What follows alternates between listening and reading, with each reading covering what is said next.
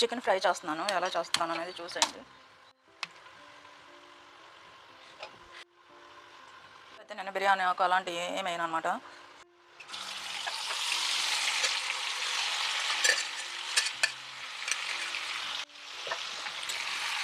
ఇది నేనైతే ఉప్పు, కారము, పసుపు అది వేసి ఉడకబెట్టాను అనమాట. ఎందుకంటే ఇలా ఉడకబెట్టడం వల్ల ముక్క కారం అంతా పీల్చేస్తుంది. మనం అదే పచ్చిగా వేసామనుకోండి సప్పగా ఉంటుంది. ఇంకా దీన్ని బాగా యాగనిచ్చేద్దాం. యాగనిచ్చేసాక బాగా వేగాక నూనె అదే ఆయిల్ కొంచెం పైకి వచ్చింది. అప్పుడు ఉల్లిపాయ, పచ్చిమిరపకాయ అది పేస్ట్ వేస్తాను అనమాట.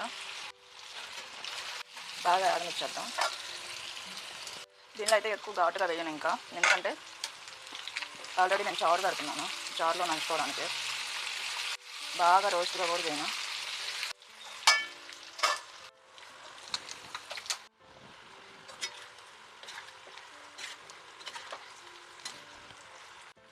వేగాలన్నమాట. ఇంకా కొంచెం బాగా రోస్ట్గా చేయను, పిల్లలు తింటారు. ఇప్పుడు నేను ఇందులో అల్లం వెల్లుల్లి పేస్ట్ వేస్తాను. ఇది కాజు పేస్ట్ అనమాట. కొంచెం కొంచెమే వేస్తాను, ఎక్కువైనా. బాగా గ్రేవీ అవసరం లేదు. జీలకర్ర, అల్లం, పచ్చిమిర్చి చాలా ఘాటుగా వచ్చింది. కొంచెం ఎక్కువే వేసాను.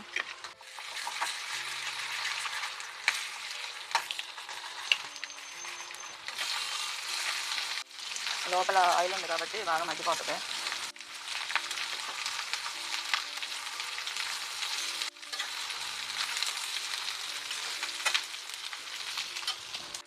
కొంచెం ధనియాల పొడి, ఉట్టి ధనియాల పొడి, ఇందులో గరం మసాలా లేదు.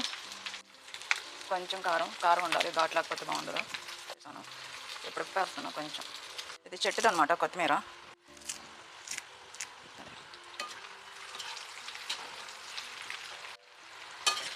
కొత్తిమీర కూడా వేగిపోవాలి, పచ్చి పచ్చిగా ఉండకూడదు.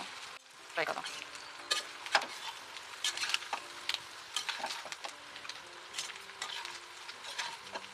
అదే దీన్ని కొంచెం బాగా మగ్గితే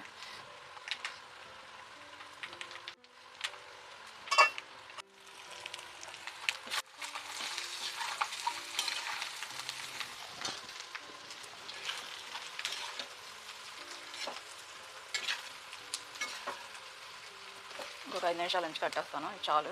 బాగా ఎగితే పీసులుగా గట్టిగా అయిపోద్ది. గట్టిగా ఉంటే తినరు. కట్టేస్తాను, ఇంకా అదే మగ్గిపోద్ది.